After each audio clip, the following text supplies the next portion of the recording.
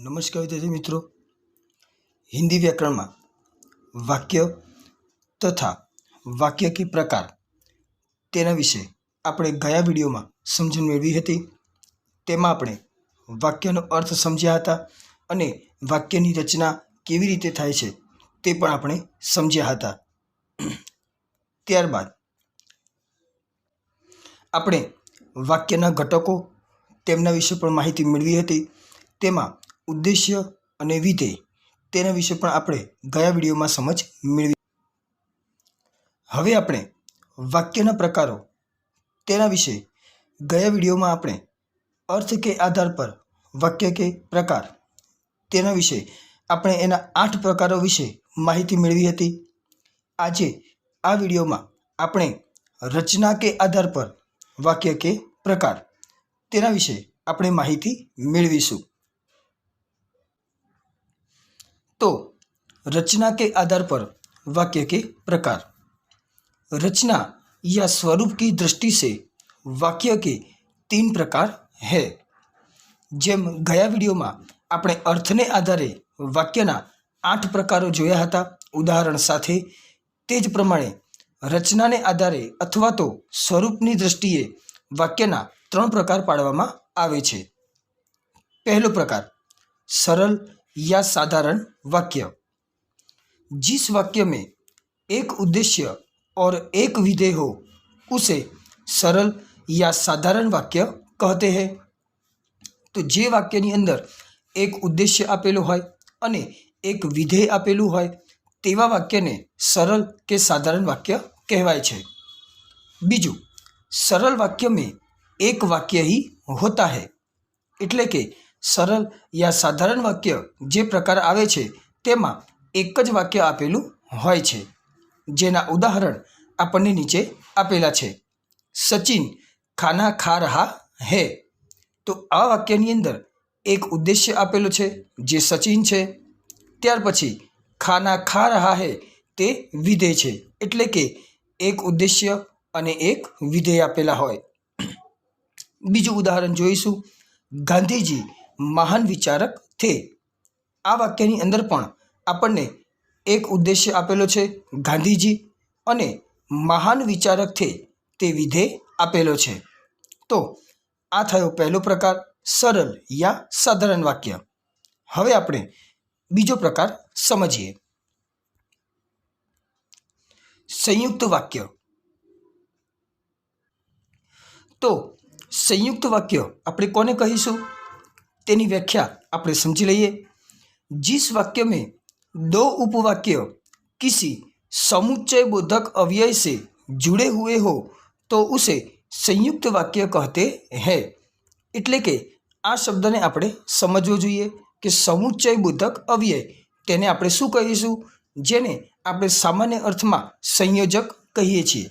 अंग्रेजी विषय में पण आपणे संयोजक विषे माहिती मेळवी छे। तो आवा संयोजक वडे 2 उपवाक्योने जोड़ेला होय तेने संयुक्त वाक्य कहेवाय छे। पहलू उदाहरण अहीं आपेलुं छे, मैं पढ़ रहा हूँ और तुम लिख रहे हो। तो नीचे तेनी समझ आपने आपेली छे। इस उदाहरण में प्रस्तुत वाक्य में 2 उपवाक्य है। आखू जे वाक्य छे तेमां 2 उपवाक्यों रहेला छे। मैं पढ़ रहा हूँ आ पहलू उपवाक्य, बीजू तुम लिख रहे हो। इन दोनों उपवाक्यों को समुच्चय बोधक अव्यय और से जोड़ा गया है, इसलिए उसे संयुक्त वाक्य कहते हैं। हवे आपणे अहीं जोईशुं उदाहरण में। तो आ पहलू उपवाक्य छे, आ बीजू उपवाक्य छे। आ बंने उपवाक्यों ने समुच्चय बोधक अव्यय एटले के संयोजक और वडे जोड़वामां आवेलुं छे। तो आ वाक्य ने आपणे पहलू संयुक्त वाक्य कहीशुं। त्यार पछी बीजू पण उदाहरण एक समजीशुं आपणे। आपको सत्य बोलना चाहिए परंतु वह अप्रिय न हो। आ एक उदाहरण अहीं आपेलुं छे, तेनी समझ आपणे मेळवीए। इस उदाहरण में प्रस्तुत वाक्य में भी 2 उपवाक्य है। हवे आ 2 उपवाक्यों कया थशे? पहलू वाक्य, आपको सत्य बोलना चाहिए। અને બીજું ઉપવાક્ય वह अप्रिय न हो।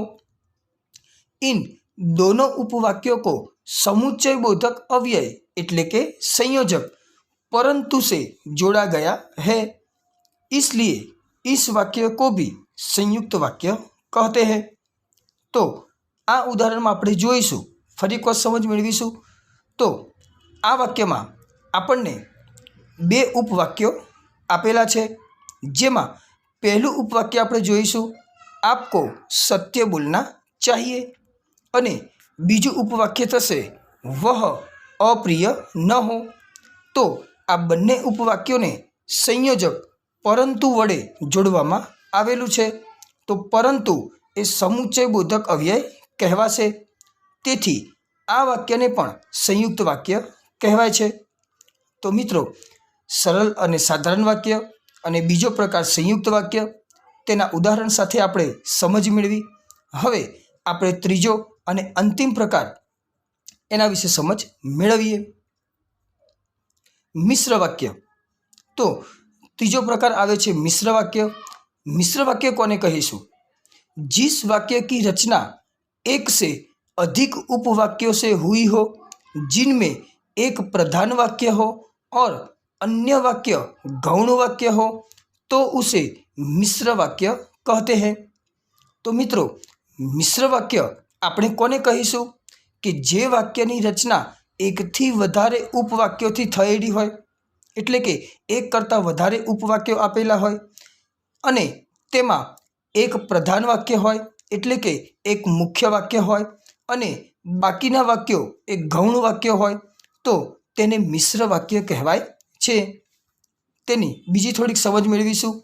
जिस वाक्य में एक प्रधान वाक्य हो और उसके आश्रित उपवाक्य हो, उसे मिश्र वाक्य कहते हैं। तो मिश्र वाक्यની વ્યાખ્યા આ રીતે પણ આપણે સમજી શકીએ કે જે વાક્યમાં એક પ્રધાન વાક્ય આપેલું હોય અને તેના આશ્રિત બીજા ઉપવાક્યો આપેલા હોય, તો તેને મિશ્ર વાક્ય કહેવાય છે। इनमें से कोई भी वाक्य स्वतंत्र नहीं होता, दोनों को एक दूसरे की अपेक्षा होती है। जेने આપણે આશ્રિત હોતે હે એમ પણ કહી શકીએ કે ઉપવાક્યો જે આપેલા હોય છે તેમાંથી કોઈ પણ વાક્ય પોતાની રીતે સ્વતંત્ર હોતું નથી। બંને વાક્યો અથવા તો બધા જ ઉપવાક્યો એકબીજાના આશ્રિત રહેલા હોય છે, એકબીજાના પૂરક હોય છે તેમ પણ આપણે કહી શકીએ। હવે ઉદાહરણ અહીં એક વાક્ય આપેલું છે, તેને આપણે સમજવાનો પ્રયત્ન કરીએ। मैं देखता हूँ कि तुम मेहनत नहीं करते थे। હવે આ ઉદાહરણ એ મિશ્ર વાક્ય કઈ રીતે કહેવાશે તેને આપણે સમજીએ। इस उदाहरण में प्रस्तुत वाक्य में दो उपवाक्य है। જેમ આપણે પહેલી શરત આપણી હતી કે એકથી વધારે ઉપવાક્યો આપેલા હોય, તો આ વાક્યમાં બે ઉપવાક્યો આપેલા છે। जिनमें मैं देखता हूँ वह प्रधान वाक्य है और तुम मेहनत नहीं करते थे वह गौण वाक्य है। यह दोनों उपवाक्य एक दूसरे के आश्रित है। तो मित्रों, આપણે જોઈશું કે જેમાં પહેલું ઉપવાક્ય છે मैं देखता हूँ, તો એ પ્રધાન વાક્ય છે, હું જોઈ રહ્યો છું એમ આપણે સમજી શકીએ। અને બીજું ઉપવાક્ય છે तुम मेहनत नहीं करते थे, હું જોઈ રહ્યો છું પણ શું જોઈ રહ્યા છો કે તું મહેનત નથી કરતો। તો આ બંને વાક્યો એકબીજાના પૂરક છે, બંને વાક્યો એકબીજા વગર અધૂરા છે, તો તેને મિશ્ર વાક્ય કહીશું। તેમાં આપણે જોઈશું પ્રધાન વાક્ય કયું થશે? मैं देखता हूँ અને ગૌણ વાક્ય બનશે तुम मेहनत नहीं करते थे। ત્યારબાદ આપણે બીજું ઉદાહરણ પણ સમજવાનો પ્રયત્ન કરીશું। मोहन को पुरस्कार मिला क्योंकि उसने अच्छा गीत गाया था। હવે આ ઉદાહરણમાં પણ इस उदाहरण में प्रस्तुत वाक्य में भी दो उपवाक्य है, जिनमें मोहन को पुरस्कार मिला वह प्रधान वाक्य है। એટલે કે પહેલું જે વાક્ય આપેલું છે मोहन को पुरस्कार मिला એ પ્રધાન વાક્ય છે और उसने अच्छा गीत गाया था, આ બીજું ઉપવાક્ય છે अच्छा गीत गाया था, वह गौण वाक्य है એટલે કે आश्रित वाक्य છે। यह दोनों उपवाक्य एक दूसरे से जुड़े हुए हैं। બંને વાક્યો પોતાની રીતે સ્વતંત્ર નથી કે જેમ આપણે સંયુક્ત વાક્યમાં જોયું હતું। તો આ વાક્યમાં પ્રધાન વાક્ય કયું થશે? મોહન કો પુરસ્કાર મિલા। અને ગૌણ વાક્ય કયું થશે? उसने अच्छा गीत गाया था। તો મિત્રો અહીં આપણે આજે રચનાને આધારે વાક્યના 3 પ્રકારો સમજ્યા છીએ: સરળ અને સાધારણ વાક્ય, સંયુક્ત વાક્ય અને મિશ્ર વાક્ય। ત્યાર પછી આ તમામ નિયમો હિન્દી વ્યાકરણની નોટમાં તમારે સારા અક્ષરે લખી દેવાના છે, પહેલા વિડીયોના અને આ વિડીયોના। ત્યાર પછી હવે આપણે વાક્યના પ્રકારો ઓળખવાનો જે પ્રશ્ન આપણે પરીક્ષામાં પૂછાય છે તેના વિશે સ્વાધ્યાય વિશેની વાત કરીએ। તો અહીં આપણને સ્વાધ્યાયને આધારે કેટલાક 10 જેવા વાક્યો આપેલા છે। તેમાં ઉપર સૂચના આપણને આપેલી હોય છે, નિમ્નલિખિત વાક્યો કે પ્રકાર लिखिए। પહેલું વાક્ય આપણે જોઈશું, આપ કહાં રહતે હૈ। હવે મિત્રો વાક્યને આપણે જોઈ શકીએ કે વાક્ય પ્રશ્નાર્થ છે, નિશાની આપણને આપેલી જ છે। તો આ વાક્યને આપણે પ્રશ્નવાચક વાક્ય કહીશું, જવાબ આવશે પ્રશ્નવાચક વાક્ય। બીજું વાક્ય છે, વાહ કિતના સુંદર ઘર।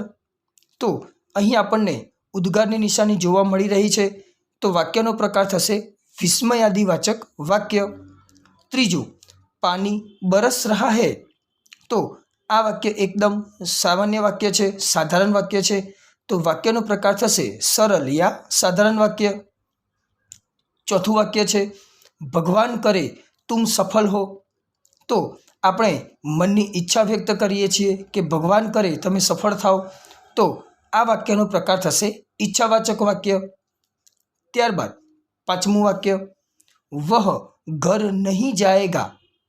તો અહીંયા આપણને કોઈ ક્રિયા કે કાર્ય ન કરવાનો બોધ મળે છે, તો વાક્યનો પ્રકાર થશે નિષેધવાચક વાક્ય। ત્યાર પછી આગળનું વાક્ય સમજીએ, યદि वर्षा अच्छी हो तो फसल भी अच्छी होगी। હવે આમાં બે વાક્યો એકબીજાની ક્રિયાઓનો સંકેત દર્શાવે છે કે જો વરસાદ સારો હશે તો પાક પણ સારો થશે, તો તેમાં આપણને સંકેત મળે છે એટલે વાક્યનો પ્રકાર થશે સંકેતવાચક વાક્ય। ત્યાર પછીનું વાક્ય જોઈએ, રમેશ બાजार गया और उसने फल खरीदे। તો આ વાક્યમાં આપણને સમુચ્ચય બોધક અવ્યય જોવા મળી રહ્યો છે, જેની આપણે હમણાં જ વાત કરી છે, તો આ વાક્યનો પ્રકાર થશે સંયુક્ત વાક્ય। ત્યાર પછીનું વાક્ય, यह वही भारत देश है जिसे कभी सोने की चिड़िया कहा जाता था।